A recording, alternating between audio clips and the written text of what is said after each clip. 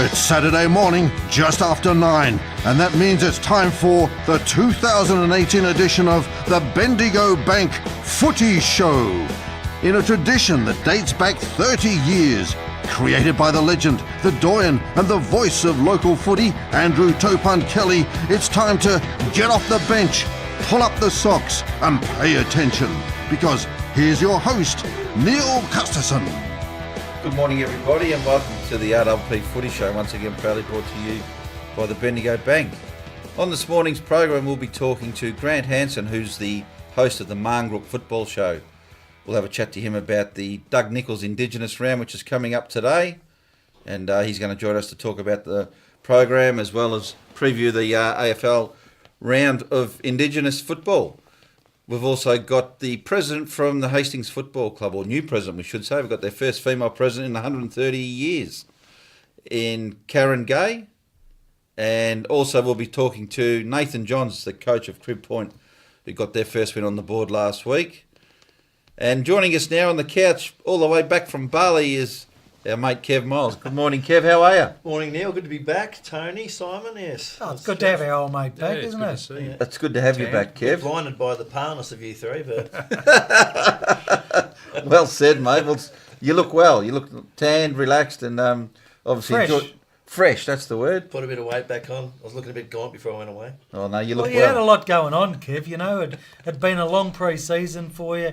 You've been down the Hastings club, you know, with that can. Rattling Always, the pins. yeah, and there's not too many lights at Hastings, so you just got to get around that and shake that tin, mate. We did, mate. So yeah, and all that's going well. So it's all good. Good to see you. Well, welcome back, mate. Nice Thanks, to have mate. you back on the couch.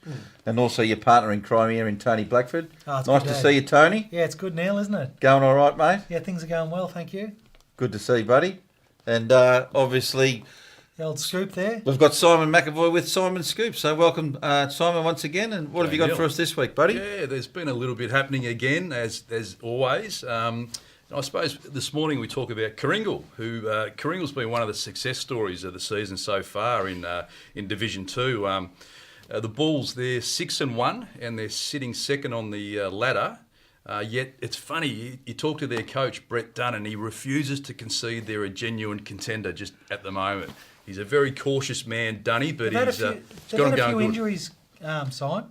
Did he They've- talk to you about that? They've had some injuries. Actually, they had a really good. They had a 1-point win last weekend, and they picked up some big injuries. Actually, their leading goal kicker, Matt Stanley, did his calf last weekend. So he's as I say, he's leading their goal kicking. He's out for a little bit. Cal Dixon. Right. What's he done? Todd Farrelly, who's been their number one defender. And I think that they were off the field before half time. Right. They've also lost Steve McInnes. He did his shoulder last week. He's out for a month. So he's been playing through their midfield, hasn't he? Yeah, so look, it's an interesting one, isn't it? They're flying. They're 6-1. It's been a long time since they've been near the top of the ladder. I think you've got to go back to 2012 to find out when they were last up the pointy end of the ladder. So it's exciting times for Kringle. It's good to see, and they're reaping the rewards of some astute recruiting in the off season. You know, they really made a pact to get some of their homegrown players back. The likes of Todd and Justin Farrelly. Aaron Paxton's come back, and he's been fantastic for them this season. He was best on ground last weekend. Well, he's been best on ground last 2 games, yeah. Grant Goodall's back, and Buddha Hurst, who's really enjoying his footy and being a really good contributor so far too. They put point blank, hands down, have been the most effective off field over the pre-season going into the season. That's not a surprise. I think that all the hype over the pre-season was that Kringle was going to be a very good side. So I think where they're sitting is where I expected them to sit. In second spot, 6-1. Yeah, I think the 3 out 3 downs probably. Now there's no doubt Langwarrin were battling, and whereas Chelsea and Kringle weren't really. You know, Chelsea pushed a couple of the top sides last year, whereas Langwarrin was a long way down the bottom. And I suppose from Langwarrin's point of view, you know, they brought 3 down, and straight away the 2 sides that they came down with, who were above them last year, are above them again. So it doesn't really give them a chance to move up. doesn't Slingshot at this point? Yeah. Maybe in the second half, Kev? it? Maybe, yes. Yeah, you say there are some injuries, Tone, but also they're close to getting back their champion, Luke Van Ray, who's very close. Maybe next week he'll be back. Isn't he close to a milestone game? Yeah, he's a handful of games from 300, so that's going to be a big effort after a knee reconstruction to get back, and it's going to be a fantastic day when that happens, hopefully in a few weeks' time. But they've got another debutant today, Kringle. I've got on good authority that Ryan McNamara, an under-19 boy who's kicked 19 goals in the 19s this season, he's going to make his debut today, which is exciting for him and for Kringle. Up until last week, they were undefeated, and Red Hill were able to beat them in the under-19. So there's obviously a wealth of talent in both clubs. Yep. That's good. That's good. Good luck to Ryan. That's good news. He's a bit like Nathan. Johns. Yeah, Johns. Yeah, bit of a journeyman. Oh, Right. He's been at a few clubs. Oh, okay. Young Ryan. Yep. Since so Obviously been at Hastings, has he, Kev? he started at Hastings. Right. He's been to Crib Point and Somerville and Kringle. Oh, yeah. And he's about 17, I think. Oh, okay. So, That's great effort there to make the seniors. Good stuff. Yeah, no, he's going to make his first senior appearance, so good luck to him. You talk about Red Hill. Look, with an ounce of luck, they could very well be undefeated. You look at their losses. They've had 3 losses by 1 point, 2 points, 7 points, and they've also had a draw. So with an ounce of luck, they could be undefeated, and that's an opinion supported by their coach, Jamie Molo. He says they've been in every game, and in fact, they probably should have won every game. So he's working hard on finding a way to win those close games, he reckons.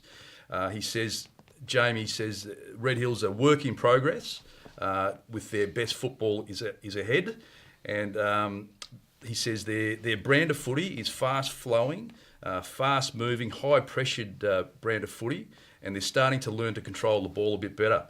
Of course, we've got the former coach of Red Hill sitting on the couch. Did he mention his predecessor, mate? Because there's a lot of good seeds were sown during those years, mate. No doubt, of course, Tony has played a massive part in this club, but a big inclusion today for Red Hill. Chris Irving. Chris Irving's back. He's played 1 game this season, so that's a massive inclusion today. He's a wonderful footballer, Chris Irving. Yeah, so he'll be a little bit underdone. He did his hammy in and he round re-aggravated 2. it, didn't he? He did, and he's had, of course, knee troubles, but he's back in for the game today against Pearsdale. But they've really been cautious with him. They wanted to make sure, in Jamie's words, he was 150% right, and he was probably right to go last week, but they put him off, and he's ready to hit the ground running. Too valuable to put in there with his. Yeah. Well, you've seen it all, Oh, mate, under the last season. He's a wonderful player, wonderful person, and he'll give them a lot of drive. You know, he'll be a bit underdone, but you still got to put an exceptionally good player on him. Yeah, like you say, a bit underdone, but he's strong and he's intelligent. You know, as you said, superstar footballer. A leader. Yeah. And Simon, you talk about close games with the 3 up and the 3 down. You look at every side in the competition in both first and second division. A lot of sides have been within a kick at the end of each game. It's a great season. All the coaches say it's a fantastic, even competition, and that's what you want, isn't it? You know, supporters are loving it as well. They're getting good crowds. But I'm still on Red Hill, and they did get a bad injury last week. Andrew Mock. Yeah. Andrew Mock suffered a punctured lung and 2 broken ribs. In a very courageous act, he was going back with the flight of the ball, and it was just a genuine football incident, but he ended up in hospital, and he's going to miss a fair bit of footy, I'd reckon. Yeah, and an injury like that, Simon, that might be a season-ending injury because you don't know how internally you're going to heal. Very true. Yeah, no, good luck to Andrew. Fortunately, they're rares, those type of injuries, because, I mean, the guy at Geelong had that. And just on his dipper from the granny in 89. You talk about Andrew Mock. Yep. His brother Michael made his senior debut at Frankston 2 weeks ago when they beat Coburg. And did pretty well too, so that'll be interesting. And last week he was named in their best players. It's good, isn't it? Yeah. Testing times for Frankston YCW, which is rare for them. They're going through a bit of a lull, and their coach Wayne Capp, he admits it. He says, look, their form isn't good for the last few weeks. It can't be denied. It's been 4 or 5 weeks, hasn't it, Simon? When you look back and you go, you go back to the Seaford game, Seaford were all over them, and YC just got over the line. But then there was the Mornington game where they were like Mornington led all day too. Yeah. So there's multiple games, and even you go back, Frankston Belmers were right in the game at 3/4 time. So, you know, they've been winning, but it's not the dominant YC. Yeah, look, Wayne Cap, he says, look, they've had a great run for a long time. Everything's gone right for a long time, but now the test is on. They've got a lot of injuries.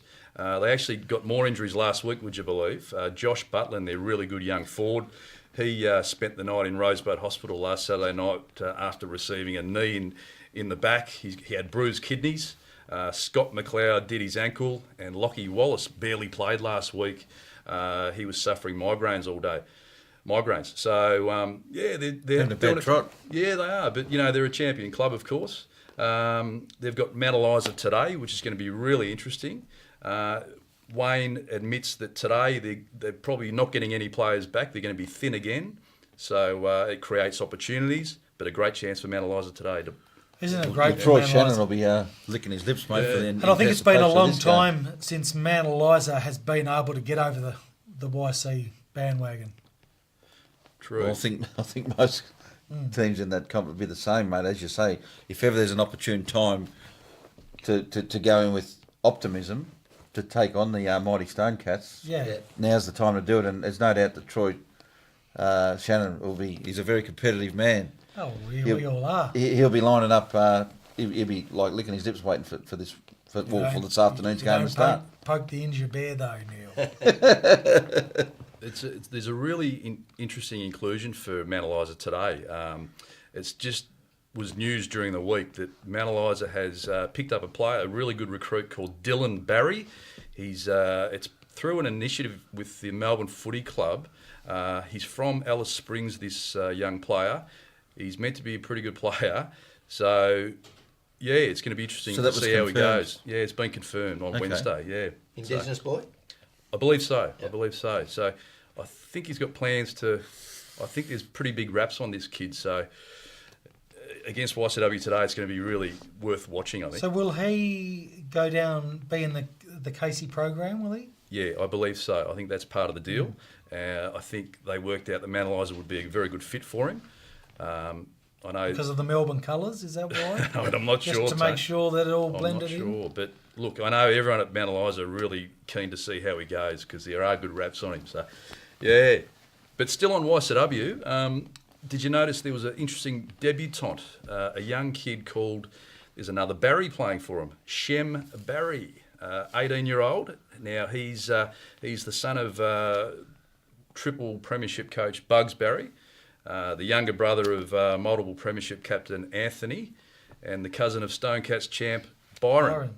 So there we are. He's off and running, Shem. That name is synonymous and looks like it's going to be for some time. Indeed. Now, Shem, just on Shem, he's a really good runner. He won an event at Stawell a couple of years ago, a 1,600 metre race, so he can run. Yep. Yeah, well, Anthony Bundy is an exceptional good runner. And I think that still during the Frankston Dolphins pre-season across at Beauty Park there, he's got the record for the 3K time trial. Well, there you go. Well, nothing surprises you coming out of the Stonecats, but they've got a number of sons of guns coming through. He's like Joey Lane's. Is it Joey Lane's sons? Yeah, I think he's only 16 or 15 though. But there's another. Hopgood is another one. Like there's a few names coming through. Then they would be the Beringer, so sons of guns. Beringer, Theobald, those sort of people. Yep, Cloney. So, yeah. What about this? Here's another addition to this season's list of footy bloopers. Last week, Seaford's Curtis Barker, sorry to dob you in, Curtis, but he had a Malcolm Blight moment last week against Bomb Beach when he lost his sense of direction and mistook the points for the goals. He banged through what he thought was a goal, only to realise he booted a point. What, he celebrated? He celebrated. So the Bomb Beach crowd thought it was hilarious. They roared, but Seaford coach Ben Murphy struggled to see the funny side of it. That was an interesting piece of footage when Blighty did it that day. Yeah. Was that the first game after he relented as the captain coach? Was that the first game after he just... Because Barry Cable took over, and I think that Or no, that was the last game because the following week he relinquished the coaching role and kicked a lazy 15 at the Western Oval against Footscray. So I think it's worth looking at on YouTube at Blighty's mistake way back. But I think for Curtis, fortunately the cameraman missed. Would you believe he missed this blunder? So lucky for Curtis, it's not on record.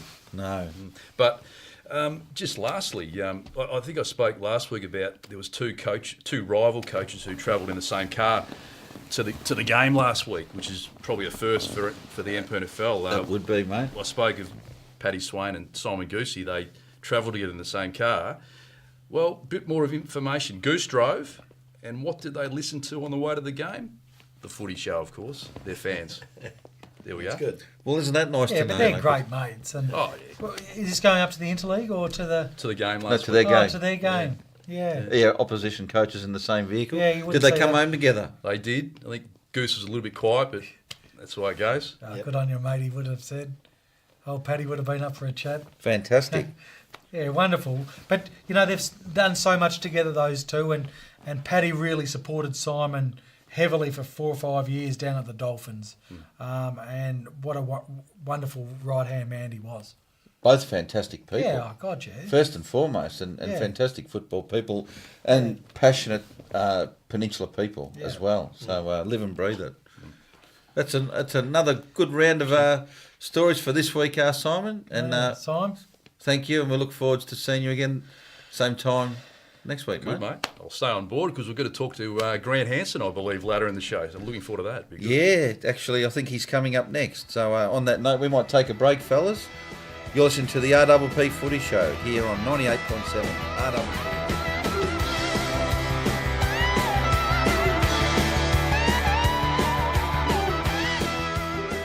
Here at Bendigo Community Bank branches, we support local footy. Local teams and all our community champions. Bendigo Bank and RPP FM, bringing local footy to the community.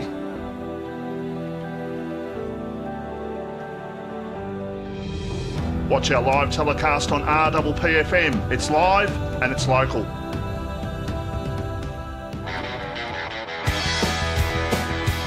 Welcome back to the Footy Show, and we've got a very special guest on the line, Grant Hansen, the co-host of the Marngrook Footy Show, and it's an absolute pleasure to welcome Grant. Good morning, Grant. How are you? Yeah, I'm great. Thanks for having me on. Yeah, it's we're with Kev and Tony here on the couch, and we're really looking forward to this weekend's footy. It's the Sir Doug Nicholls Indigenous round, of course. It's got so much significance, hasn't it?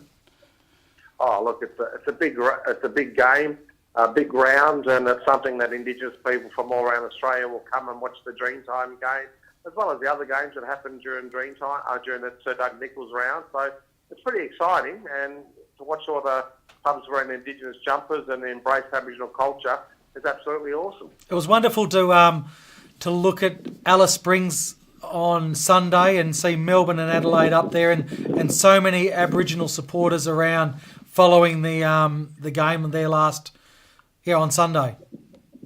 Oh, for sure. Look, that with Aboriginal people right across Australia, it's the number one sport, Aussie rules football, and I think the stats were over 90,000 Indigenous people participate in Australian rules football every weekend. So that's only a quarter of our population. So it is the number one game, and Indigenous people just can't get enough of it. I think every club's wearing a specially themed jumper this weekend. Is that right, Grant? And if so, yeah, that's right. Have you had a look at them? And does one sort of catch your eye? Some I've had on the show already and shown it to the public.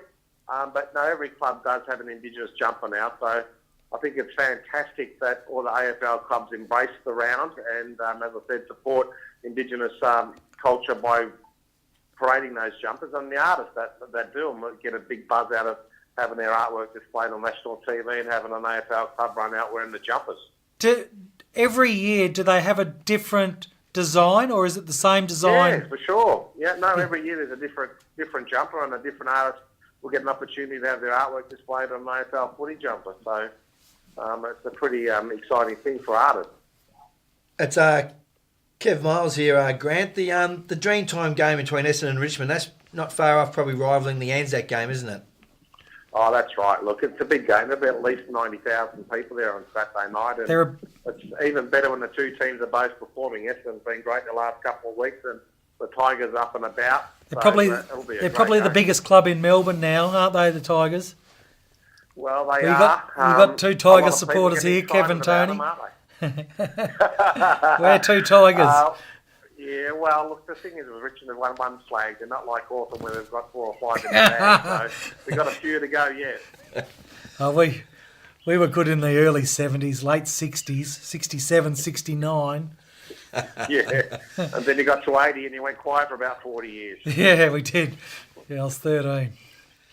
Grant, there's been a bit of talk this week of the most dangerous footballers in the league, and Buddy Franklin has been mentioned as he might be the man, the most dangerous footballer. Have you got any thoughts on that, and even on Buddy? Well, Buddy would be up there for sure. Eddie Betts would be another one. He's dangerous, and of course Patrick Dangerfield's a real dangerous player to get hold of the footy. Even Robbie Gray at Port Adelaide. There's a few guys that only need a handful of possessions to swing a game, and there's not too many footballers today that can actually have the ability to turn a game in the way that those sort of players can. But I think Buddy, and particularly Eddie Betts is a very dangerous player. Well, Willie Rioli certainly burst onto the scene this year, Grant.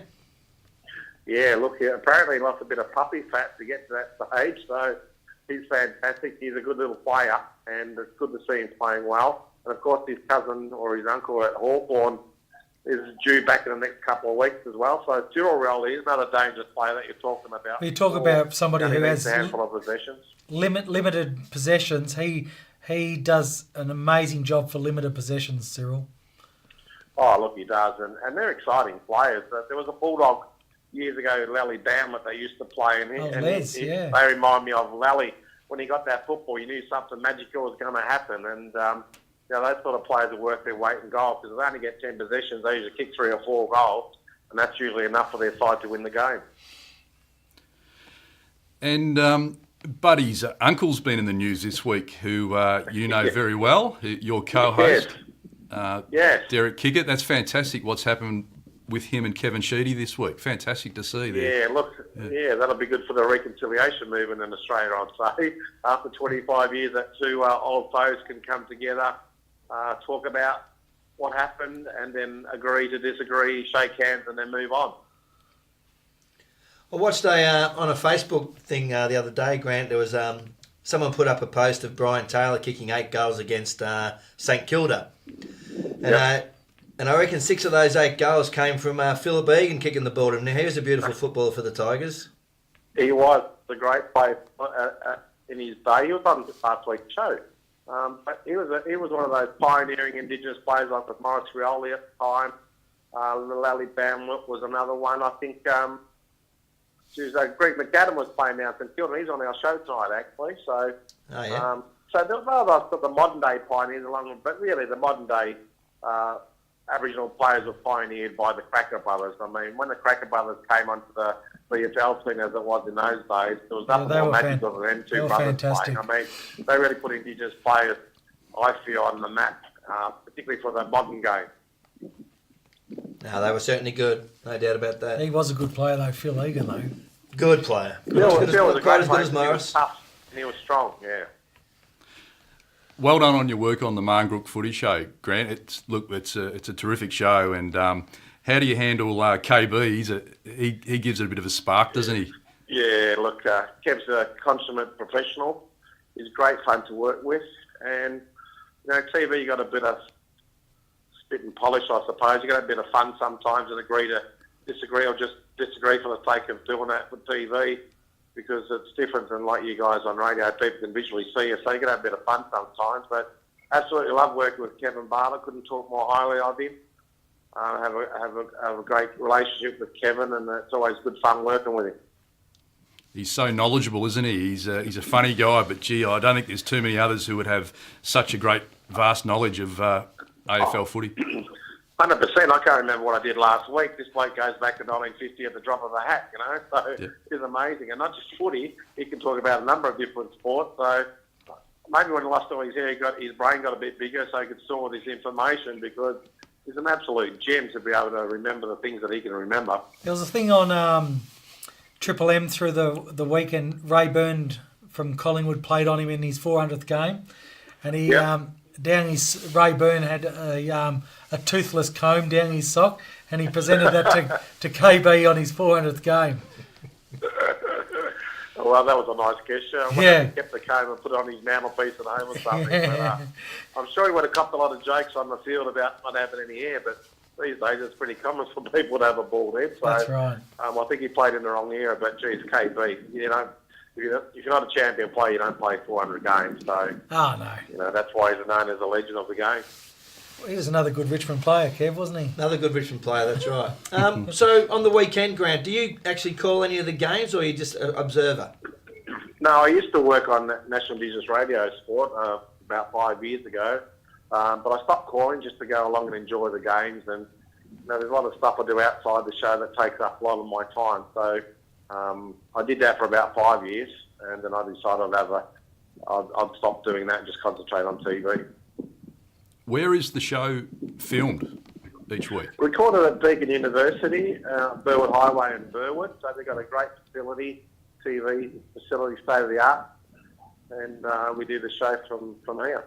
Good one. And do you know anything about Mornington Peninsula football? Well, my father had a holiday house down in Rye, so it's down that way. But I know it has been a good competition. A lot of the football competitions the last couple of decades have suffered, but I understand it's a pretty good standard down that way. It is indeed, yes. And Rye having a good season, so you might jump on board the Demons. They're going okay. I come from a town called St Albans, and we're called the Demons too, so that's why I like Rye. That's good, mate. Well, I think, do you want to just touch on who Sir Doug Nicholls was? I think he was a Fitzroy player. He started off at when he went to train at Carlton, he was knocked back. They didn't think that he was a good player, and also the trainers wouldn't rub him down because they said that he smelt. And then he ended up going to Fitzroy and becoming a player there, playing state football. And then he went to Northcote, became a legend there. And then he ended up being the Governor-General of South Australia. So entered politics, and he was a man of the cloth. He was into the church and a very well-respected man, and worked towards the advancement of Indigenous people over many, many decades. He's just a wonderful man and well-respected, and his legacy still exists today, hence the Dreamtime game, or the round, named after him. So he's been an absolute legend of Aboriginal affairs. Yeah, so it's a very subjective question, Grant, but who do you rate? Who do you think is the best Indigenous player that you've seen, or is it a bit hard to That's a really good question. I thought about that the other day, so it's funny you ask me that. I think I would go with Maurice Rioli. Right. Then I'd probably go with Andrew McLeod. Yeah. Is number 2. And number 3, I think, would be Gavin Wanganeen. Yeah, well, as we said, it's always subjective, but that's 3 superstars, all of them. I probably could have named 3 other guys there, but yeah. I think Maurice Rioli... He was great, wasn't he, Maurice? Gun. He was, named that, the Richmond Gamagee unit over there, named the room after Morris, so held in high respect at Tigerland, but he was just an absolute superstar. Gavin Wanganeen, captain at Port Adelaide, 2 premierships, and Andrew McLeod, he was a jet. He was a superstar too. He was a jet. Yeah. But there's been so many great Indigenous players, Nicky Winmar, Derek Kickett, there's so many other good players. Stephen Michaels, who never played AFL or VFL, was an absolute champion and inducted into the Hall of Fame, so he could have fit into that top 3 easily. I don't think Adam Goods could have done too much more, could he? No, well, he's another player that could fit there, but he put a square peg into a round hole, as he says, objective. Exactly. So you could probably pick any 3 players. Michael Long's another one to be thrown into there. Chris Lewis is another great player. So there's been quite a few of them. No, there's been some stars, but you just keep going all day, like you said, Grant. Peter Matera, for West Coast, they're just everywhere. Jet. And then you talked about the Cracker brothers too. Oh, wow, yeah. Look, when I was only a young kid, when they hit town at North Melbourne, and they were the biggest thing since the Beatles at the time when they came to town. They're on the front and back page of every editorial. They were talked about on TV, radio. They just put an excitement and a buzz through the football world at the time that I don't think I've ever seen another Indigenous player actually do what they did as far as their and the contribution impact at that the they had at amazing. the time. Yeah, the impact is amazing. Yeah. And I think in those days, you got people like Lou Richards and the way they commentated the games, they really made you like players and warm to players. So the modern commentators drive me up the wall, but I like all the old boys like Peter Landy and Mike Williamson and Butch Gale and all those sort of old boys. They've done a great job. Yeah, well, they certainly like to encourage the players more these days. It's more criticism. Oh, they talk too much. Just call the game. Shut up. Yeah, exactly. Speaking of this weekend's round of footy, just to wrap it up, Grant, I notice your Bulldogs are up against Melbourne this afternoon. Yeah. So what do you think, mate? Can we have a bit of an upset there? Or? Yeah, I would love to say so, but the way we're playing at the moment, I'll be lucky to beat Ryan. I think Melbourne are close on 8 goals. All right, we'll see how that goes. But unfortunately. Yeah. But, mate, it's been fantastic to have a chat. And yeah, likewise. Thanks for having me. Continued good work on the Marngrook Footy Show, which we watch. It's our favourite. And it's terrific to speak to you. So good luck. Look forward to meeting you one day. And thanks for coming on. Likewise. Yeah, thanks very much. Good night, pal. See you. Thanks, Grant. Bye-bye. Bye. There we are. So what a treat to have Grant on our show. So it was an absolute privilege to talk to him. Yeah, no, terrific footy show that they have, and it's entertaining and always a few laughs. He pumped the Tigers up, didn't he, Kev? He's clearly a secret Tiger man. Yeah. Well, so having done that, we'll move on. We'll go to a break and be back after the break.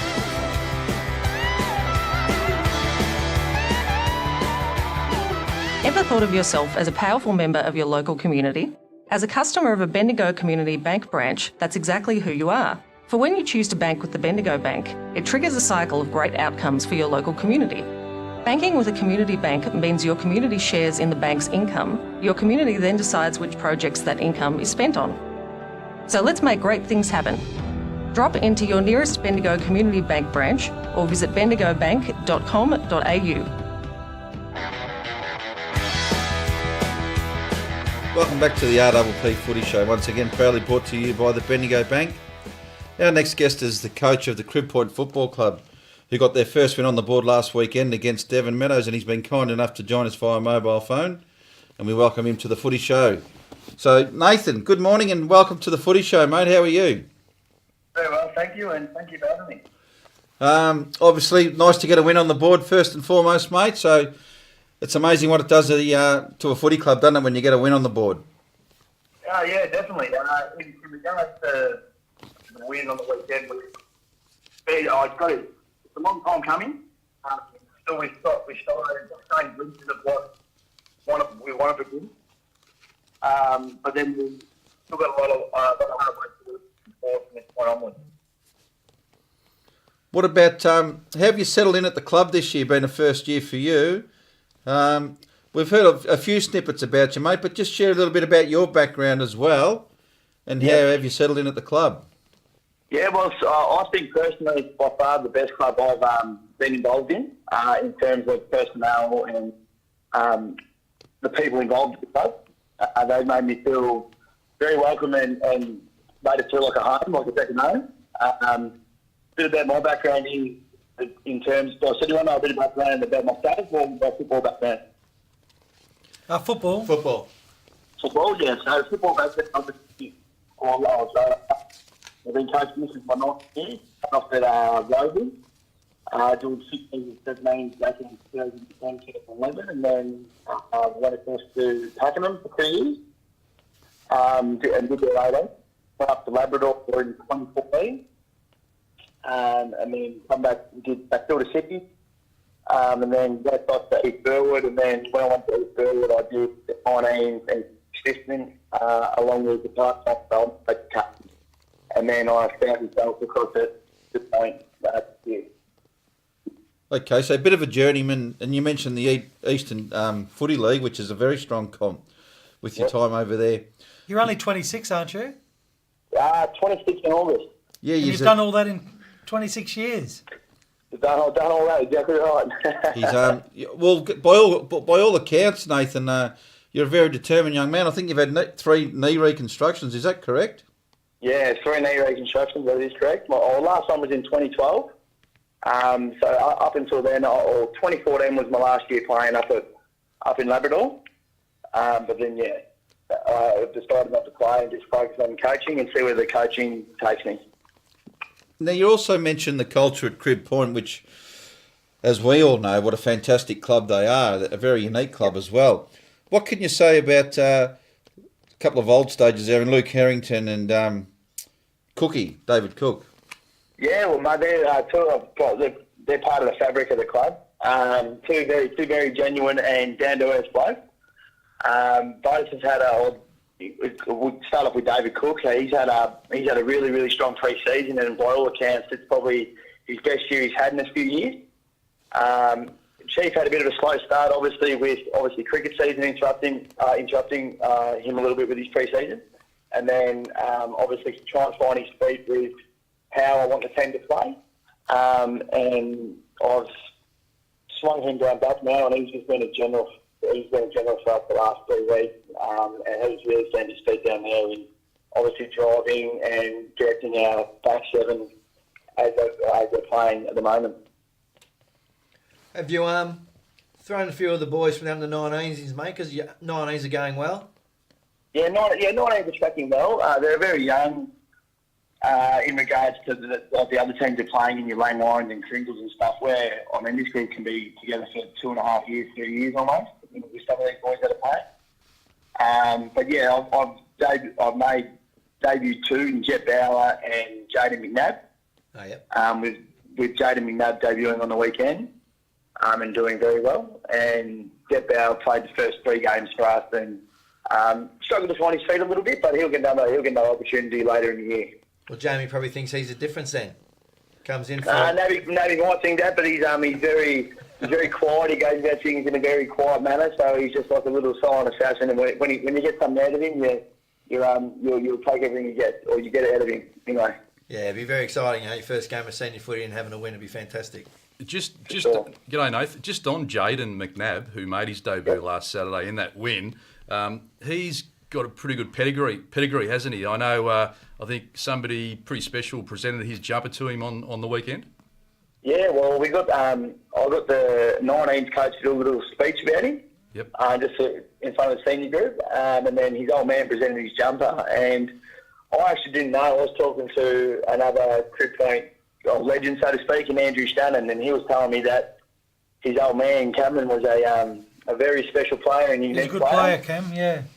Yeah, and he was quite hard, and he said a few things that made me laugh. And just one thing I'll just bring up there, Cam said to Andrew one day, he goes, "I'm just going to go and belt a few blokes today," and Andrew's like, "Go for it, mate." And I'm thinking, geez, I hope Jaden wants to do that. I'll be all for that.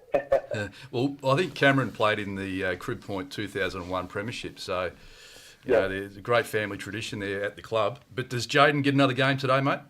Yeah, mate, he'll start for.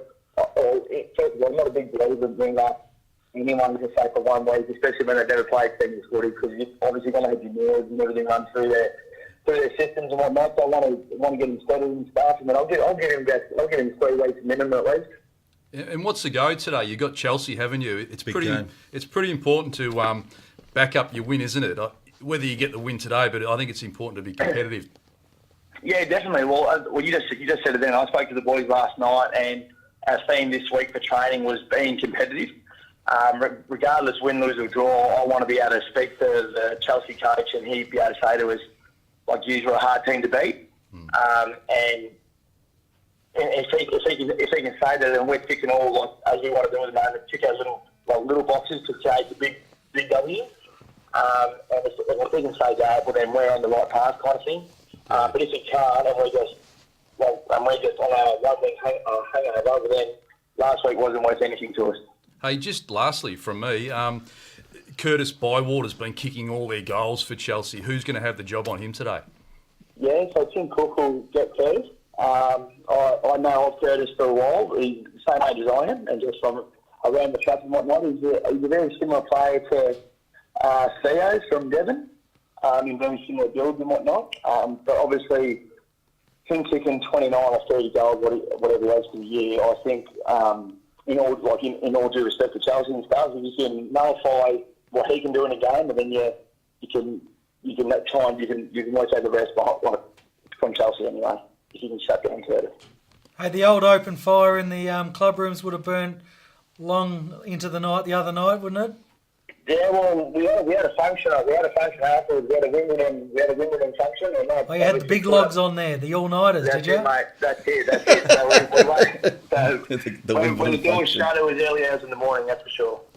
Well, well done. Yeah, well done. As you said, Nathan, it's a fantastic and unique club.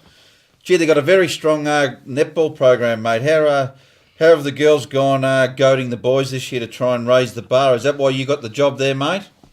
Yeah, no, well, in my background and stuff, and with my family and stuff, I'm big on netball, and obviously camaraderie between everyone, and want to have a good relationship with the netballers and whatnot. And that's one thing I did want to come in and make sure we do have a good relationship with the netballers. And I do find our relationship is really good. I would like to be able to do a lot more with the netballers and whatnot, but just like with your training schedules and everything like that, you can't do the things you want to do, but. In terms of what Adrian and all the girls are doing with the netballers is second to none, and they are setting the standards for what Crib Point stand for, and we want to strive to be on par with them. But I think the girls, or the A grade, I know of, have only lost one game, and I was against Langai. So I'm guessing they'll be pretty hungry to play them next time around. Absolutely. Well, since the inception of the netball program, aligned with the football club, Crib Point have certainly been outstanding, Nathan, with their history in the last 6 seasons. And you've just mentioned the coach, Adrian Harris, who's a star. You've also got Laura Harrington, who's obviously part of the famous family down there. They're the Crib Point royalty. And Lily Hibbert's another star, Dion Douglas. So they've been around the club for a long time, and you're definitely on the right track there, mate. As you said, coming down this year in the first season, and they're doing a couple of different things for fundraisers. How's the home build going? The house, how's that coming along? Yeah, from all reports, it's going along okay. I think we wanted to get things done a lot quicker or whatever, but getting manpower was quite an issue.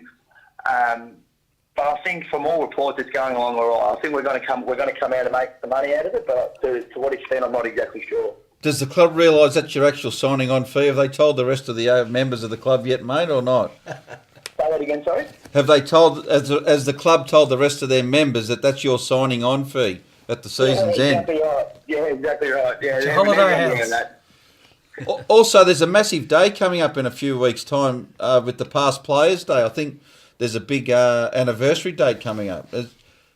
Correct me if I'm wrong, but I know they've got plans for a really big day in about a month's time.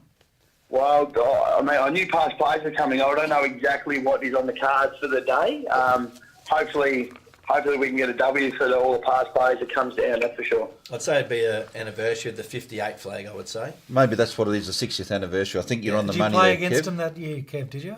I was a mascot for the opposition, but I'd say Crib won the 57-58 flags. And so I'd imagine it's a reunion of that premiership. Good on you, Kev. Well, you got a big month coming up, Nathan. As you said, We've got Chelsea this week, but you got a couple of other games that are winnable too. I know you got Pearcedale the following week, I think, on the long weekend.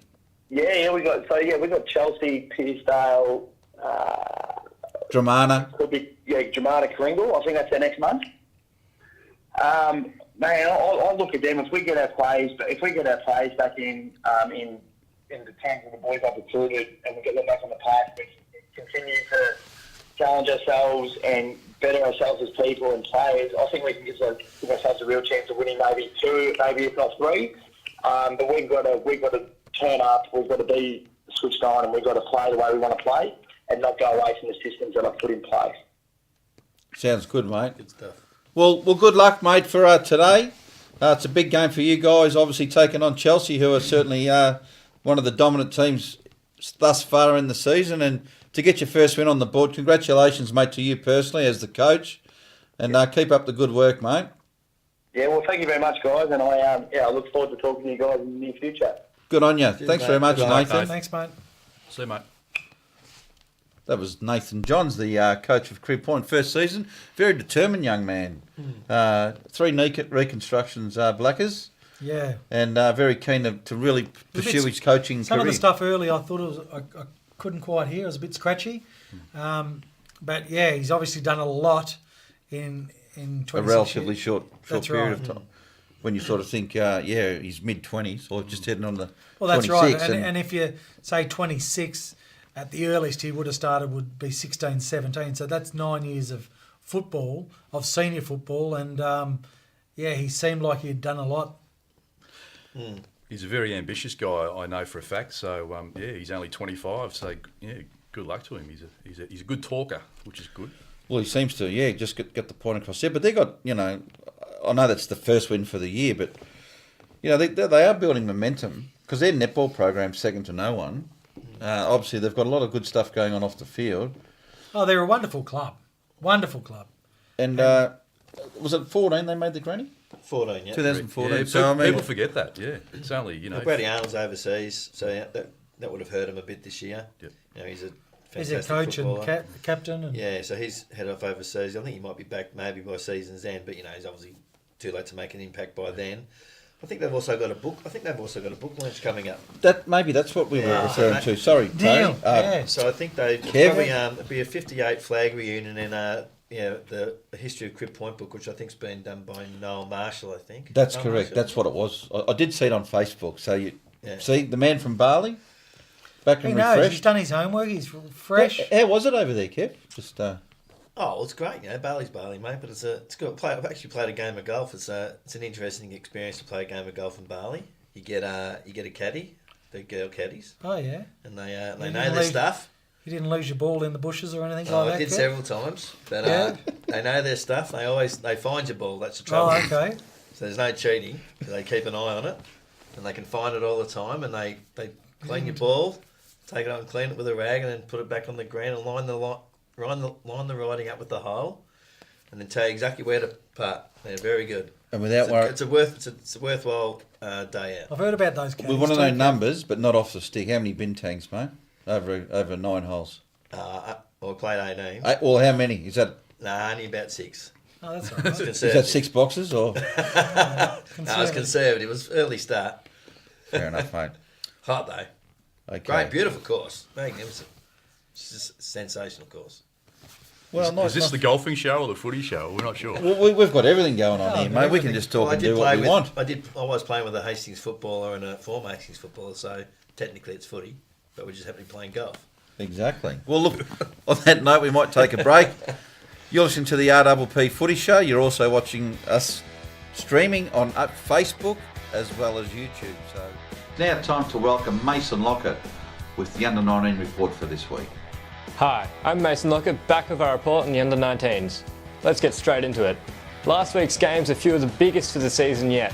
Kicking off the week, we had Bomb Beach 62 defeating Seaford 32. Seaford came out of the gates hitting hard and had a very physical game of footy, but Bomb Beach didn't back down and they continued to push through and ended up coming over Seaford in the end. Next up, we had Frankston YCW 121 defeating Rosebud 17. Frankston, being the team they are, came out and showed Rosebud no mercy and absolutely tore up the track this weekend with an easy win against Rosebud. Next up, we had Pines 44 defeating Mornington 25. Pines came out and gave it their all just to knock off Mornington, who are one above them on the ladder. If I had to put a bet on this game, I reckon Mornington should have won it, but Pines came out and proved me and many others wrong that they actually are a team to be afraid of. Next up, we had Mount Eliza 66 defeating EDS 45. Mount Eliza are unstoppable this league, and I reckon they have the right to be cocky enough just to be making their flag for the end of the season because everyone thinks they're going to win the flag. However, EDS kept Mount Eliza to one of their lowest scores this season and actually showed they can be a contender against Mount Eliza, which could be a little bit scary for them, proving a threat in the future. Now let's take a look at this week's games. Up first, we have Seaford versus Mornington. With Mornington coming off a bit of an upset, I can imagine their coach would want them doing a few extra laps at training on the track. So that means they should be ready for this weekend. But with Seaford playing the hard physical footy they play every weekend, it could prove a bit of a challenge for Mornington. Next up, we have Bomb Beach Pines. This is a big game for both teams. Bomb Beach are looking to win this just so they can get closer for their finals dreams and becoming 5th on the ladder. Where Pines coming off a win, they'll be all up and about and looking to defend their spot on the ladder. Next up, we have Frankston YCW versus Mount Eliza. Frankston YCW are coming off a few good wins with really good momentum. However, they've got the biggest challenge yet, Mount Eliza, who everyone fears in the league. But could they have what it takes, and could they pull off what Mornington couldn't last week? That's it from me with the Under-19s report this week. Make sure to get down at 10 a.m. on Saturday to support your team's next generation. Now time to cross back to Neil and the boys. Thanks.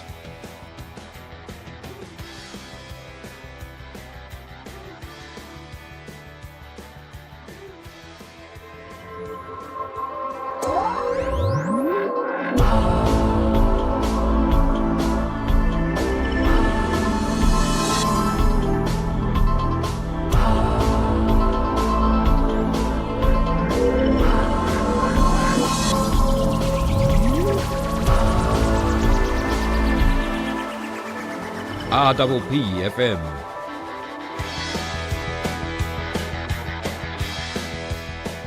Welcome back to the RPP Footy Show, once again proudly brought to you by the Bendigo Bank. Our next guest has been kind enough to join us on the couch, and she's the first female president in the history of the Hastings Football Netball Club. And we'd like to welcome her to the RPP Footy Show this morning. So, Karen Gay, thank you very much for joining us, and congratulations. Thank you. That's a fantastic achievement, so congratulations. Quite unexpected at the start of the year, but yeah, I'm really enjoying it, surprisingly. Well, you've had a wonderful football background, haven't you? I have, yes. I've born into the Hastings Football Club and daughter of the great John Watson. Yes, that's true. So he was president, was it last? Well, last year, yeah, but he was also a league director. Mm. You know, he used to run the competition, Johnny Watson, you know, and he's been a great footballer in his own right. So to those people who don't know who John Watson is, he's had a remarkable background. Particularly at the Hastings Football Club. Well, just in football in general. I think he's quite pleased. Well, he didn't have a son to carry it on. He would be pretty chuffed, Johnny, you know, to know that his daughter is taking care of what he loves. Karen, how did it, obviously we know that Ken is sick, and obviously we hope he recovers, gets better real soon, but in regards to how did it all happen? Did it come to a vote? Did someone have to put their hand up? How did it work for you to get the job? Well, I mean, it was over a number of weeks. We realised that Ken was quite unwell. And when he resigned, I guess the discussions had probably already been had around the table. And then it just made sense. I was vice president and it just made sense for me to step into the role. I already knew everything that was going on and no one challenged me, surprisingly. And we spoke a little bit about it off air, but what about your husband? He's a footy head himself. Yeah, well, behind every good woman, there's a good man. Yes. We've just reversed it around a little bit, but that's all right. So he's the secretary at the moment. Okay. So yeah, for this So it's a family affair. Yeah. That's great. That's great. And you work together too, don't you? Yes, we do. We do as of this year. We started this year. Yeah. So it's our business, but I've always been running it, and he come in January. Yeah. So I'm bossing him around at work and bossing him around on the weekends. It's a remarkable story, like with your family, with your daughter. Is it? I'm trying to think. Or was it your son is in the Victorian team? Yeah, is my son. Beg your pardon, I'm just trying to... Yeah, so he's made the Victorian, squad. Yeah, so congratulations there as well. So they're not just running around at Hastings. Yeah. You've got the weekends, and if there is a spare moment, you're chasing around your son. Correct, it's a very busy life. Yeah, so, your Mondays turn into Sunday without batting an eyelid. Correct, yes. So, obviously with the club where it's at, I mean, it's probably... Well, it's no secret where the club last year with over the salary cap and stuff. So you've got a couple of challenges that the new administration has inherited. That's right. And basically, the way I look at it is we've inherited it. That's in the past. And we're just moving forward. And in lots of ways, it's been great for the club in the fact that we've all really come together, and we're all working really hard, unlike I've ever seen there. And it's actually been out of that, which was outside of our control. It's been quite positive. So you're all united, which is Correct. the first thing you need in any in any club. And also you've had dynamic changes with the canteen and the club. Is it the Hastings Club? Is it there've been a change in the dynamics there with? Yeah, they did run it for a couple of years, but we've taken that back over, and that's really good too to see people in there. We've got our netballers working hard in there, and we're. There's been a lot of things on the news this week about the sugar intakes at primary schools and that. Has that affected you? I With the think Vegemite and the honey and. We make really good salad rolls on the healthy side of things, so. Well, Vossi, that's the taste test for Michael Voss, is the home games when he's down there doing the callers, the burgers, your hamburgers. Peter on notice, yeah. And it's usually about 4, 5, 6 or 7, depending on. Yeah, good on you. Depending on what time he rocks up. Good for on the you, ground. Sumo. well, we're partners in crime. Like I was about to say, well, there's 14 dozen dim sims as well that we try and partake in once we've put a couple of burgers away. But look, obviously, being a female in the role, we're trying to gender-based as we're removing that, aren't we, out of the traditional roles? Yeah. So the world's evolving. It is, and it's great to see like a female at the top of the tree. Well, the best club in Victoria at the moment, or in Australia, Richmond, has got a female president. Peggy O'Neill. Well said there, Blackers. Yeah. Good Richmond man that you are. Yeah, someone said that to me too, and I was like, well, I'm not sure they're the best club, but What do you hope? quite successful. What do you hope and plan to sort of implement and see in the next season or two, as to now that you've got the opportunity to take Hastings to the next, through the next chapter of the club's history? Well, what would you ideally like? My first word would be success. That's what we all want, don't we? Yeah, well, that's what every club and committee. So is that works defined by the premiership, or is that, as you've just mentioned, remaining united from the football, the netball, the women's footy coming through, which is going from strength to strength, and the Hastings community at large? It's all relevant. Which involves cricket as well. Yeah, So if your senior football team are not doing well, let's face it, it's not that great a place to be around. When they're doing well, everyone's happy. And it does, as much as I'm involved in netball, that's a reality of local sport. When they're doing well, we're all happy. And it's no disrespect to the 19s, the reserves, or the netballers.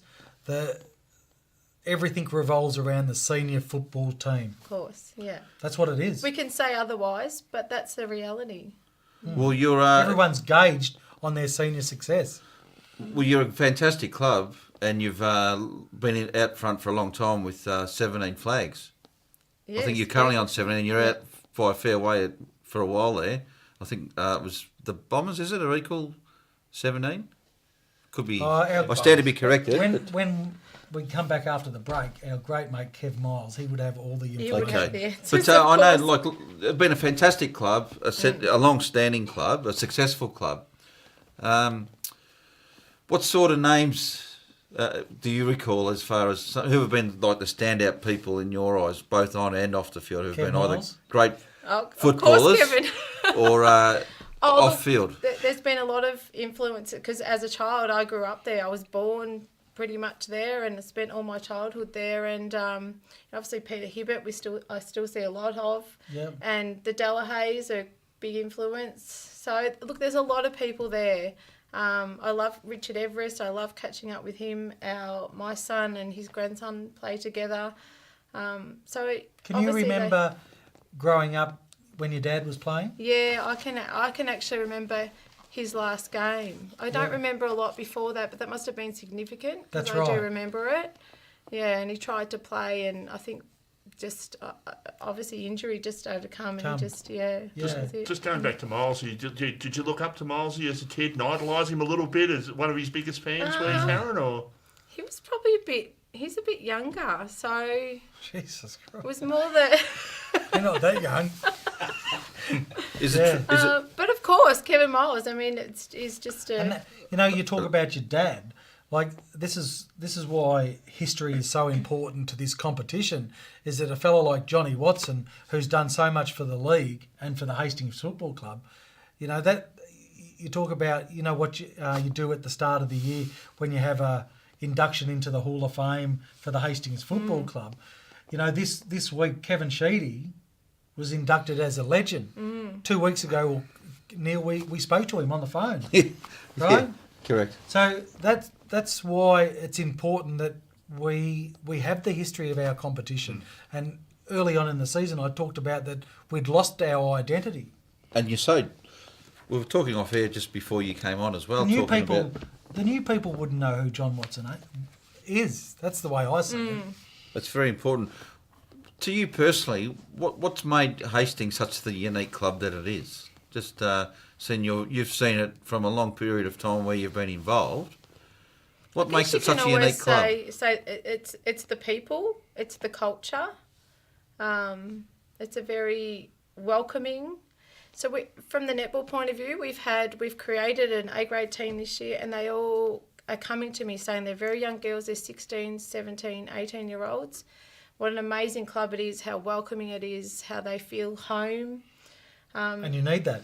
And we do need that. Because their parents want to come and see that their girls or their sons are coming into an environment that is healthy, and they want to see that they are welcomed. Yeah, absolutely. And they are feeling that for sure. Karen, has there been a noticeable change? And I'm not saying there wasn't a bad attitude, but there's been a noticeable change in attitude with the play.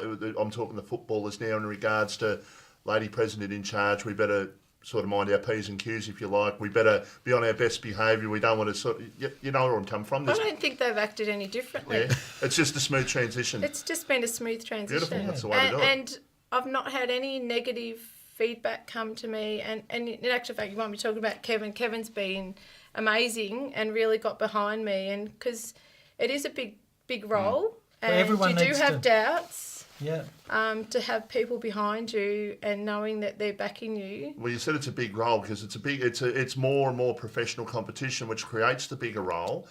Just Neil was talking before about whether premiership's the goal. Like, it's such an even competition, first to fifth, first to seventh. There's not a lot in there. So Hastings, I think, and probably the boys here will probably slot in there somewhere. But it's someone's got to finish first, someone's got to finish seventh. That's the way it is. It's just a very, very even competition, as we keep saying. And if you want me to talk football, I'd say right now we're sitting at 4 and 3.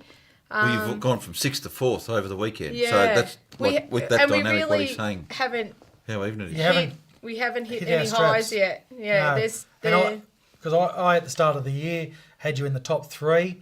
I think that your form at the moment has been inconsistent. It hasn't been overly great. You've won some games, but I don't think at any stage you've really dominated a game. No, only Crib Point, round 1. That was probably the only one. Yeah. Yeah.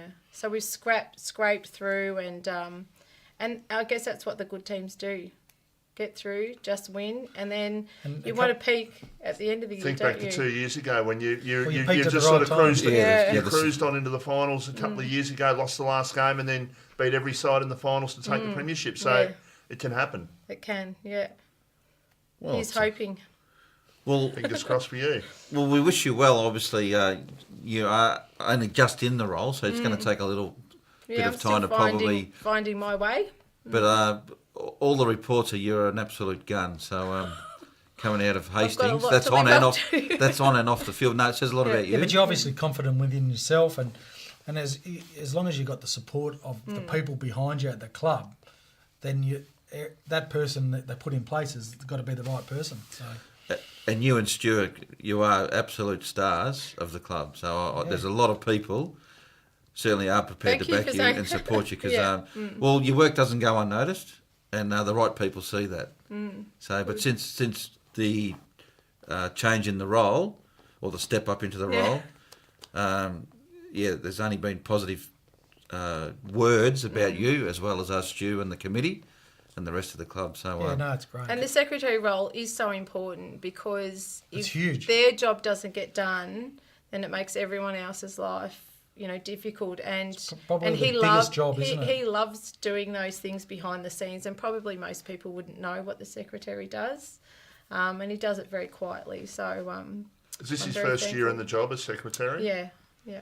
Okay, so enjoying it in the first year. Well, that'll be another 10 years' time. You'll still be in the job. He's still got another 11 round. Let's see where he is after round 18. How's the family going at home in another couple of months? No, I'm just saying, we'll give you to the end of the year. We'll see where you're at. But and the biggest story out of this is Ken. So obviously from all of us here at RPP, please pass our best wishes on to him and his family. A couple of his boys are playing in the ones as well. Yeah. So another good clubman and a good club family. That's right. So thanks for joining us here this morning on the RPP Footy Show, and we wish you well for the rest of the 18th season. Thanks for having me on. Good on you. Thanks, Karen. Thank you. On that note, we'll take another break, and when we come back, we'll preview the games in Division 1 and Division 2 later today. You're listening to the RPP Footy Show.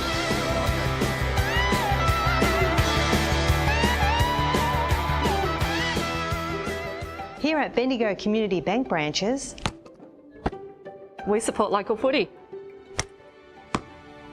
Local teams. And all our community champions. Bendigo Bank and RPP FM, bringing local footy to the community.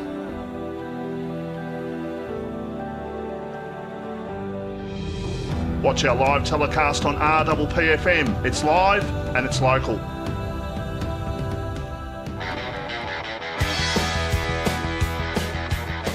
To the RPP Footy Show, proudly brought to you by the Bendigo Bank.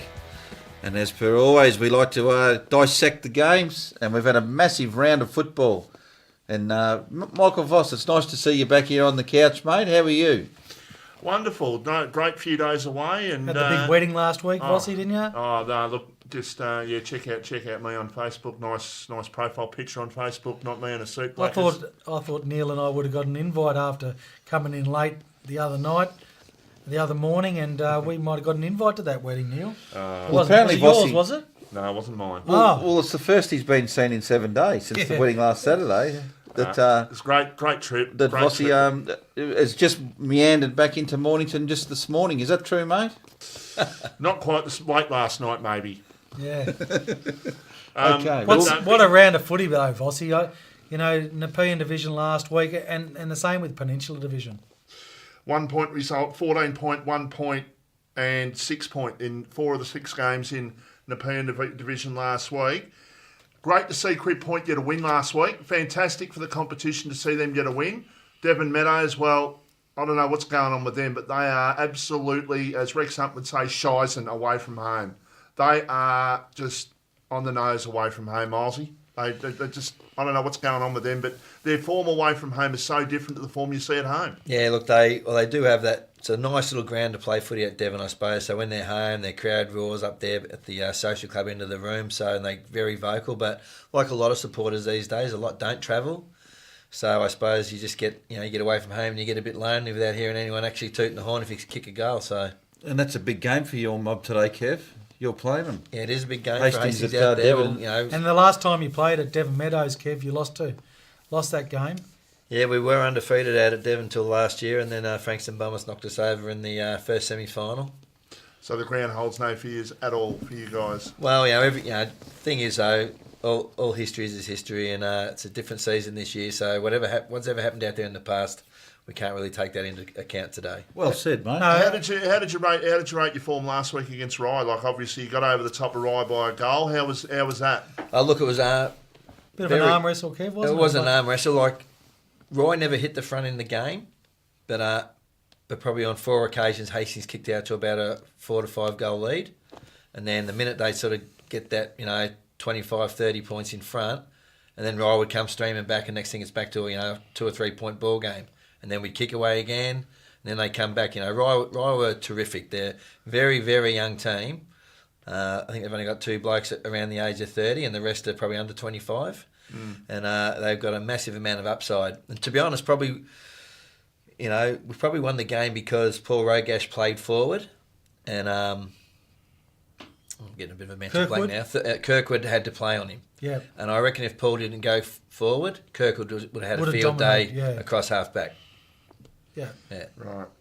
But yeah, fantastic round Blackers last week. Well, I think that was a great win for Hastings Football Club, and they've got an opportunity today Vossi, is to be able to back that up and have 2 really good wins in a row. Well, they should be able to win that game today. They'll go in as red-hot favourites. They need to win the game, obviously, to just continue the push a little bit, just to get them that sort of, keep them in that top 4 on the ladder, just continue the push. They've got to take the attitude of what they would take at home. They've got to have a much better attitude than what they had against Tyre when they played away. They got up against Tyre, but probably shouldn't have in the end. So they need to be strong at the ball today and strong in attitude and mind, and if they are, they'll be fine.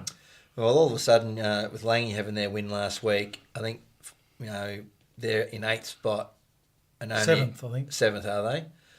So Somerville's in 8th spot on 12 points, So they're only a game out of the top 5. Yeah. Langy's 2 points out, Red Hill's 2 points out. Well, they're equally on 14. So it's a very, one slip up and you can pretty much go from 4th down to 8th.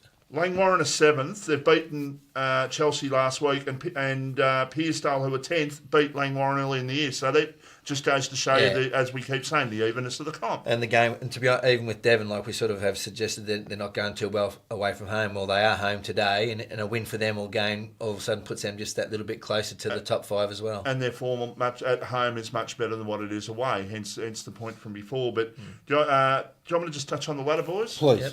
Dramana on 28 points, Coringal on 24, Chelsea on 20, Hastings and Ryan 16 in the 5. Outside the 5, you've got Red Hill on 14, Langwarrin 14, Somerville 12, Devon Meadows 8, Pearsdale 8, Tyre 4, and Crib Point holding up the rest on 4 points. But great to see the Magpies have a win last week. Absolutely. Yeah, it was great for the competition too. Yeah. It was. That's right. You don't like seeing teams not having any wins. No, correct. And I think I might have actually predicted last week that was a big chance of an upset last week, Neil. So I think you did prove it. I think in hindsight, I'll give myself a nice pat on the back for that. You can buy me a scotch later, so that's all right. Do you we finish get the an show. extra point in the tipsters for that? Unfortunately, no, because I'm not tipping Division 2 in the record. I'm only tipping Division 1, and I forgot to put my tips in today, so I don't know what I've actually got today. So, you get the kiss of death. Yeah. Oh, unbelievable. Last week I went and saw Langwarrin and Chelsea, and what an outstanding game of football that was. Past Players' Day at Langwarrin, and at 3/4 time, I thought Chelsea were able to control the game really well, and James Brain, their coach, was outstanding. Wonderful. he's having a great season. Yeah. Very consistent. Yeah. And down at one end, Bywater kicked 6, Jesse Murphy kicked 7 down the other end. Well, he's the leading kick. They're the 2 leading goal kickers in the comp. Yeah, and Past Players' Day. So I think that, with all those past players, and what a great day it was for Langwarrin, it really helped them spur themselves on in that last quarter. They kicked 34 points in the last quarter to be able to get up and win by a solitary point. And Blake Harkness, the skipper, led from the front again at named best player. So he's having a very good season as well, Tony. Yeah, so it was really good, and really good for Josh and Blake McCormack. Yeah. Absolutely wrapped. And good for the competition too. As I say, now it just tightens it all up again. And, say 7th. Well, there's 2 games between 8th and 3rd. Yeah. There's half a game between 7th and 4th. Yeah, and half a game between 7th and 4th. 2 points. Yeah. Another good story this year is Luke Ewart, up amongst the leading goal kickers for the competition as well. So yeah, well, he's had a serious leg injury. He had a double break and a dislocation on the one leg, and to come back and represent the league at Interleague, where he took over as a marks and kicked a couple of goals, I think. And then obviously, and he's having a very good year. So it's a great comeback. It's another good story. Yeah, well, he certainly wasn't expected at the end of after when he did the injury that he'd be playing in round 1. Let alone he actually ended up playing cricket before footy, and he's a quick bowler and a good bat. So it was an amazing comeback. And sitting 3rd on the league goal kicking, mate. So and then Red Hill was unlucky, like Simon talked about earlier. Like they were unlucky. 6 or 7 points up at 3/4 time, and Coringal, obviously, once again, they had a big function in their room before the game, and all those people spill out onto the deck and onto the hill, don't they? To get them home. And to get them home by a point. And, you talked to Brett Dunn, I spoke to him through the week, that they had nobody on the bench from half-time. Yeah. Well, that's a good win. That's a gutsy win, isn't it, when you without no rotation. Every home game. Every home game they've had a function, I think, Coringal. They had one against us, obviously had the season... the launch round one against Langy. Pavilion. As a coach, Blakers, how do you monitor and how do you change what do you look for in regards to Simon McAvoy touched on the 4 close games that Red Hill have had. What do you look for as a coach in terms of trying to change and maybe getting 2 of those as wins rather than 4 losses? Oh, I mean, it's very hard. I mean, every side in both divisions, like I said, I reckon most sides have either won or lost by under 6 points. And it's about percentages, isn't it? And about making sure that at the right times you're making the right decisions. And I don't know. I haven't seen Red Hill play this year, Vossi, so I don't know. But if that was you, Kate, like you've had close games with your sides. What do you look for? What do you look for in that though? Well, you've got to look at all the positives. Yeah, you just got to be positive. I think you've got to remain positive. You've got to remain upbeat about. And it seemed like Jamie was upbeat with Simon, didn't it? Absolutely. And Jamie's been around football long enough. You've got to remain positive and make sure that your message that you're selling is the same message and it's clear that you're getting the same message across. And Red Hill have got a big game today against Pearsdale. It's a game that they'll go in as favourites, but Pearsdale being a bit of a Jekyll on a Hyde sort of side, they can come out, obviously beating Langwarrin, but they were disappointing last Saturday, Michael. It was over 100 points. Oh, very disappointing. But they were playing a red-hot Tremana side last week, Neil, and Red Hill will go in as favourites, and so they should. But they're just, again, attitude in mind. Attitude in mind for them today at Pearsdale. It's a nice day. Well, they've got nothing to lose, everything to gain. Like, they're a young squad. They're obviously on the rebuild, and it's going to take time, as we all know. So, and Chris Irving's playing today. Yeah, and Chris Irving, which is great, spent a year at Pearsdale as a coach. So he'd love nothing more than to be able to come out and slot a few goals. Oh, there was no one better basically in the league when he's up and running. There's no one better in the league when he was at his prime at Seaford. Yeah, he was a jet, you know. Unbelievable player. Yeah. Well, I think you'd think that Red Hill will have to start favourites there in that one. Oh, without a doubt. Yeah. What are we thinking, boys? Some of the other games, Chelsea versus Crib Point. Obviously, Chelsea will go in as I think so as pretty hot favourites. Well, hopefully they get a good effort. Yeah. Like to back that up with a win, with a good effort, then that's all they momentum. need, isn't it? It's momentum. And then they've got a bit of stability. And they play Pearsdale in the following round, so that's what I'm saying. Yeah. If you hold your momentum in against one of the top teams. But what it does do is it sells a message that if you stick to the game plan, we've got the belief that we can do it. Yeah, put in a reasonable performance. Yeah, I don't think that they'll beat Chelsea. No. I think that Chelsea will win, and I think they'll bounce back well, and they'll be disappointed from getting overrun last week. Yeah, well, I think they led.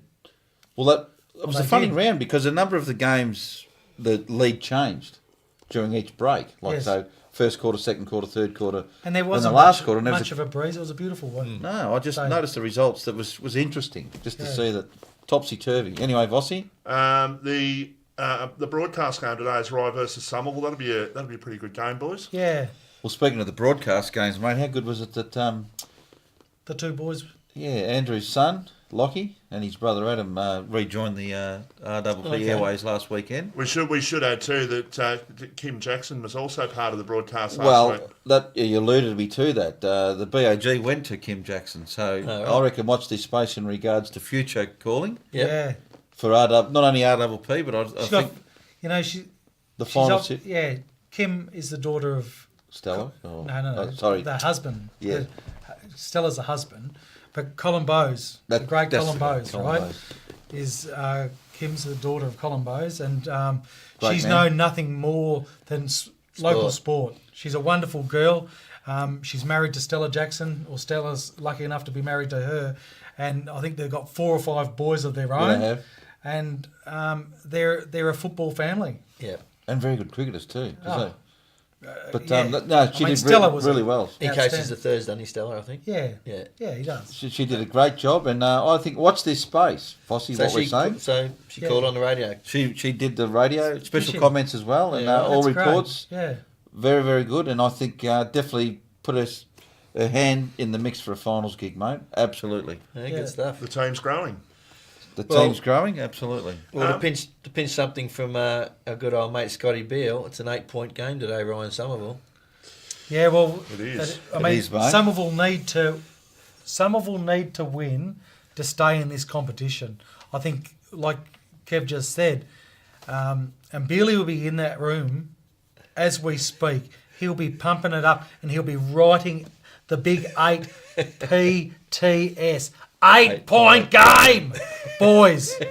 Exactly right. That's how he will pump it up. The boys on the radio, they've got no idea. They're talking us down. They say we're crap, we can't win, all that sort of stuff. He'll be using all that. He'll be using motivation, any sort of fuel to the fire, Blackers. Have you listened to what Molesy and Vossi have said this morning? They just say we can't win. Well, I'm telling you, boys, it's an 8-point game. Well, Andreas Everett was in good form last week, mate. He kicked 7 goals. So yeah, what I think about Andre is that he's got to start to kick them against the better sides. You know, obviously better sides have got better players to play on him and to nullify him. Today's the day that he's got to step up as the coach.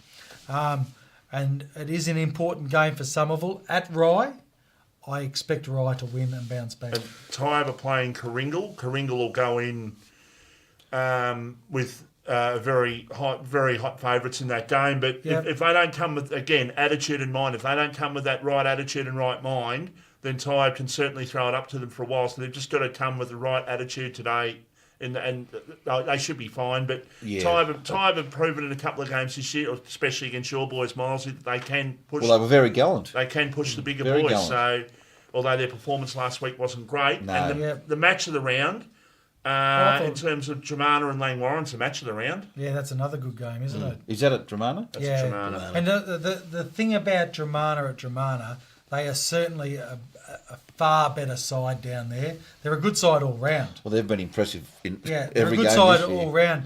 And I still think that they've got a few players. Bo McMurray is still to come back in. Gertz is to come back into that side. So I think that they can improve their list. I think that they, at home, as good as Langwarren were last week, I just don't think that at home they'll be able to beat Dramana. Their performances away from home and at home, they're not a big ground. Away from home, they've beaten Chelsea, which is not a small ground. They've beaten Pearsdale at Pearsdale. So big or small, it doesn't matter to them. They are absolutely red hot at the moment, the Dramana side, and they're looking to make it 8 in a row today. And I think they probably will, but I think it'll be a cracker of a game. I think Langwarren a genuine chance, boys. Certainly from the sides below them on the ladder now, probably don't want Dramana to lose a game. No. Kringle and Chelsea might, but certainly the teams from 4th down to 8th probably think, well, now we want Dramana to keep winning. Yeah. So Just helps their cause. Just to help every other side, move a lot. We don't want them, from Hastings' point of view, we don't want them all of a sudden to get, have an upset loss to Red Hill, and then all of a sudden, then Hastings get beat Red Hill, and then you're like, well, geez, we're in trouble now. Dramana's next few games to round out the month. They've obviously got Langwarren today, Red Hill at Red Hill, Crib Point at home, Tybe away, and Somerville at home. So that's a pretty good month of football to play to tune them up for probably the last 6 or 7 weeks. Well, I think that Red Hill will be a fantastic game. Yeah, that's a big ground. It is a big ground, but they've also got a couple of games that they should be fine in. But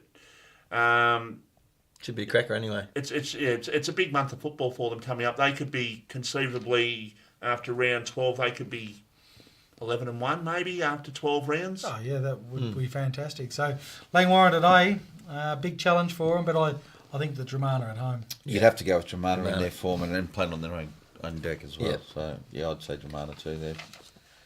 It's a hard enough place to win down there anyway, Dramana, let alone when they're. It's a nice day to be down there though. Yeah. When they're sitting first. Well, and the breeze off the Pier Street, So you go launch the boat with you and get in just before half time and see who's winning. Mate, I'll just put it there at the pier. Yeah. And waltz down. Yeah. What's that there? Might get a cake or something at the local bakery. You probably raffle off some fish. Have your own raffle. Yeah. All right, Bossy. Division 1 boys. Well, that's an interesting. I was just about to say. Well, we saw for the first time 2 losses in a row from the current premiers, and that's been a while since they've lost 2 in a row. Is it YC? But great to see Rosebud getting the job done. Like obviously YCW, as Simon McAvoy touched on, they're sore, they're vulnerable at the moment. But Rosebud had to take advantage, and they did. So well done Blues, and well done Adrian McBean. He's a good guy off the field. He's a great coach, and That's a great win for your That side. is a So great well done, win. Rosebud. Great win. Well Give us said, the Vossi. ladder, I think mate, the other because it's night an it- interesting ladder. I think the other night at Beaches too, there was a couple of vulnerable ones, Vossi, and I think you might have taken advantage too. 3 votes, M. Voss. Sorrento, Good job, 6 Vossi. Well done. Keep it up next time. M. Voss, 3 votes. Sorrento on top on 24 points. YCW on 24. Edafale 24. Then Mount Eliza on 20. So the top 4 sides this weekend, Vossi, play each other. They correct. do. They do, indeed. Yeah, YCW play Mount Eliza, Sorrento play Edafale. Yep, you're 100% correct. Mount Eliza 20, Pine 16, Frankston 16, 2 Bombeach votes, 16, Blackburn. Rosebud 10, Seaford 6 and Mornington on 4 points. And the bottom 2 sides play against each other this week as well. Yep. Okay. That's a big game, that one. Huge. We may as well start with that one. Seaford and Mornington, what are your thoughts, boys? Well, I think Mornington's form's been really good. And early on, Seaford's form was really good, wasn't it? But I think that Seaford have sort of dropped away over the last 4 or 5 They need to weeks. win. They need to win today. Yes. For their season, they need to win. But I think Is it at Mornington today? That's at Seaford. That's at Seaford. Yeah, and, but I don't think Seaford have the home ground advantage like they used to do at the little Station Street ground. They're at Belvedere, and I wonder whether Curtis Satnav Barker will be able to find his way to the game today. Has he been getting a bit lost, has he? Well, he got lost. He couldn't find his way to the goals last week, could he? Yeah. I was waiting for... I wasn't sure where that was going, Vossi. Well, it's a massive game for Mornington at the end of the day. Well, Because if they get beat, all of a It's a sudden... 6-point game, It's isn't a it? 6-point game, that's right. And they're 6 points behind Rosebud and 6 points It's a behind massive game for both of them. Seaford. So You're right. I think Mornington will win. I think they will. I think Mornington's form's been really good. They've been in a lot of games that haven't been able to get the job done. And I think that they'll win. Could this spark Seaford? As you say, they've been a little bit flat this last month. Tony? And that's the thing about, remember, promotion and relegation, right? You don't just put your cue in the rack. Here we are, we're getting to the halfway mark of the year, and sides are fighting off relegation. finishing last, yep. They don't want to get relegated. Mornington, I don't think have ever been. Well, certainly not in Vossi. cricket, but don't think they've been relegated in the football, and I don't think Simon Ducey wants to be the coach of that. So, and I don't think Murph will want to be the coach of Seaford going down either. So, and it's going to be a cracker, boys. As will Bombeach versus Pines. Jeez. Yeah, well Well, after last week, yes. Scanlon was outstanding. Chewy got the... But the bloke that found some form and got a little bit of touch was Aaron Edwards. Bobbed up for 7 goals, and you know that's great for the competition and great for the Pines Football Club that Aaron Edwards got on the end of some and got some. It's a win-win. Would have been great to see him in the goal square for Interleague. Yeah, but hang on a minute. Hang on. He has had an interrupted preparation. I'll just say that. I'm not being facetious. Yeah. I'm just being serious. He has had an interrupted preparation, as has Bongo as well. Yes. But I'm just saying, it would have been nice to have him in the. Well, in an ideal world, you could have No. had him in the goal square, but that's harsh because he's had a serious knee injury Yeah. and he's come back to the local footy. No, I'm not being. Let me reiterate. I'm not being harsh. I'm just saying it would have been nice to have him in the goal square. In an Purely ideal and world, simply- yes, it would have been. Purely and simply Yeah. ideal world stuff. Not. Yes, I agree with you on He is that. coming back from an knee injury and interrupted preparation. Granted, I'm not having a crack there. I'm Yeah. just stating a genuine Yeah, fact. No, Vossi, you're right. As I said, we did use the word in an ideal world, though, buddy. That unfortunately, Hope the boys don't edit What- any of that out because otherwise they'll probably think I am a mongrel. But that's all right. They probably think that anyhow. Well, it's a big game for either side. You got the Palm Beach mongrel and boots Pines. on, Vossi. Either side. Look at those, they're beautiful. Hey, well, Vossi's rants have been infamous in 2018, so they continue, mate. Yeah. That wasn't a rant. That was just stating a fact. Well, the loser, is all of a sudden in danger of slipping a bit further away from the top 5, aren't they? Well, yeah, because Pines is on 16. and so is Bomb Beach. It's an Yeah. 8-point game. Yeah. No, it's only 4 point, mate. The winner only goes 4 points clear. Yeah. Well, the loser also goes 4 points less. So it's an odd. And they're both on 16, mate. Yeah. You don't lose points. Oh, come on, Milesy. No, but I think Pines are playing some good football at the moment.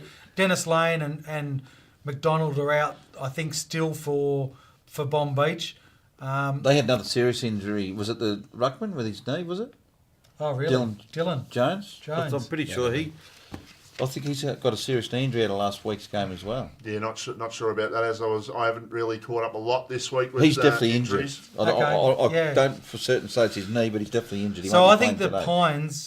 Pines, I think the Pines should win.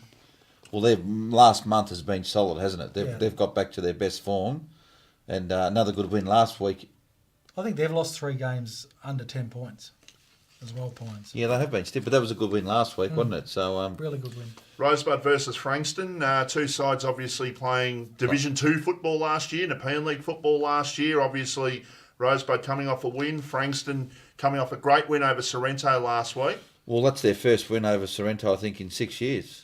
I was talking to Bo Muston during the week, and Again, the grand final runner-up He beats was, the grand final premier. That was the grand final rematch from last week. he was very impressed. He was up and about and had a So it should be. a step in his. Where is Bowie at the moment? Because he didn't play a couple of weeks ago against Edithvale Aspendale. Where is Bowie at the moment? On the half-forward flank, I think. I don't know. But that's a great game today because they've both had great rivalry in the last 3 seasons in Division 2. Oh, of course they have. They've had some cracking games, not just in the home and away, the finals as well. They've been preliminary finalists, grand finalists against each other. And I think that Rosebud at home are a very good side, and I think that they've pushed most of the sides that have come down to Rosebud. I don't think, because they're in the portables, aren't they? Yeah, they're in the portables, and I don't think that Frankston's won down at Rosebud for a long time. Can we call a draw? Any chance of a draw? Bombers in a close one. Okay. Yeah, I think the Bombers have still got enough firepower to win that game. Well, it gives them a chance to then But I think that stay in the top 6. Yeah, I think it'll be a really good game, and Greg Bentley and Sean Downey are exceptional players that need to be close Well, they were to. both named in their best last week, so... And Sorrento playing Edithvale Aspendale, another cracker of a game. Edithvale, had it not been for the admin error in round 1, they'd be on top. They would be. A game clear. They've been very good this year. And so has Sorrento. So that's Sorrento have been... What a game. Yeah. Really good. It's if you call Sorrento, it's their first poor effort in terms of not getting the win, but they only got beat by 10 points, so it's not a catastrophe by any stretch of the imagination, but needing to get back on the bike, and they don't lose too many at home. Obviously, step up to Division 1 this year, but they don't lose too many at home, and I think Sorrento will beat Edithvale today. Yeah. I think you're right, Fossey. But Sorrento, Edie Asp, you cannot fault. No. As you I said, like that admin error. I like Edithvale, and I've always said all along, I think that they've probably got the best list to choose from with A-grade players, with what they've been able to recruit in. And their form's been pretty good. And not a lot been said. No. You know, other than round 1, which took place off the field, there hasn't been a lot said about EDS, but they're going about it very nicely. And either side's now potentially got the opportunity to be one game clear on top, depending on the result of the Mount Eliza and YC game. Yeah. Frankston YCW do play Mount Eliza, and obviously last year YCW had basically, or just about a full side out last year, at least half a side out last year at Mount Eliza, and got rolled. And won. YC won. They rolled Mount Eliza, Yeah. and the coach probably wasn't too happy on that day. The coach sort of stormed off, didn't he? Stormed off. I think he might have driven off for a while. It sort of had a bit of alone time there, but I think you'll find that that Mount Eliza are going to go in pretty confident today. Like YCW are wounded at the moment. Now's the time to attack Redlegs. It's the time to attack them. Go right down the guts and just attack them full on. Look down the camera and tell them that, Vossi. Tell them just... Attack them full on today, Redlegs. Yeah, and believe in yourself. He's Mind and attitude, boys. That's all. That's the key today. Yeah, and I think that they'll get the job done today, Mount Eliza. Well, I actually think they will too. They've been consistent they've this been. Year, and there hasn't been a lot said about them Last either. week, they Edithvale in the second quarter kicked 6 or so goals to 1, minimal, and Mount Eliza were able to run the game out and get really close. They lost to Sorrento at Sorrento by a goal, so their form has been really good as well. And Jimmy Freeman kicked another more goals, so they've had 2 very good focal points goal kickers this year. Moncrief. Well, he was the other one, so they're going all right. It'll be interesting to see how that does unfold today. It's a big round of matches taking in both leagues today. It's going to be fantastic to see the results come the end of the day. That obviously a lot happening in Division 1 Seaford Mornington game, as you touched on, Milesy. 6-point game, that one between the two sides. Who's going to be on the bottom after today? No side wants that tag. And from 1:45, the RPP match of the day, Bossy? Is Rye versus Somerville at the RJ Rowley Reserve. Well, I think on that note, just before we close, it was fantastic news during the course of the week. Kevin Sheedy was inducted as a legend of the AFL, and we spoke with Kevin a couple of weeks ago, as our listeners know. Well, this was his book that He's a personal friend of ours now. he came on and spoke about, and this is his latest book, the Kevin Sheedy book, and it's a fantastic read, and clearly after his elevation this week as a legend of the game, very well deserved. I think you'll find this book will start walking out of the stores again, fellas. Now, there is a story to tell there because he did. There is a page dedicated to your brother in there. Yes. 286, isn't it? Not sure. There is a page. I think it was 269. Try and find it. Is it two? You caught me on the hop there. He was a great friend of myself. There it is. As well. Yeah. Kevin Sheedy's book, where all good books and bad books are sold. So that's our late great friend and brother Richard, and called Words of Wisdom. This particular story, and Richard had a mission statement in his life, and Kevin Sheedy was very impressed with what was put down, and he followed that to the letter of the law, and it's all in this book. So, as Molly would say, do yourself a favour, go out and get the book. But congratulations not only to Kevin Sheedy, but everyone who during the course of the week on the Fox Footy Show was inducted into the Hall of Fame, the AFL Hall of Fame, which was a fantastic effort by all those guys. So obviously, fellas. Well, just on the Hall of Fame, how great would it be if our league had a Hall of Fame? Be wonderful, Kev, wouldn't it? I think maybe John Anderson should come on the show and should discuss it with him and see if we can get it up and running. It'd be fantastic. Well, we've got a few topics. Hopefully, we can get John Anderson on. We've just had the interleague, so we'd like to get his opinion on that. And 2019 and beyond, what's it going to look like next year? 2019 and beyond, and Paul Theobald and Teddy Turner still on that board. Paul Theobald is. Yeah. See if we could get them on. So it would be interesting to see if we can get Paul someone Theobald would be certainly a potential Hall of Famer. Okay. No doubt about it. Okay, well on that note, fellas, to everyone who's tuned in this morning as always and streamed in, whether that was on Facebook or YouTube, 98.7 RPP FM, we wish your team well this afternoon, and until next week, from all of us here at the RPP Footy Show, take care.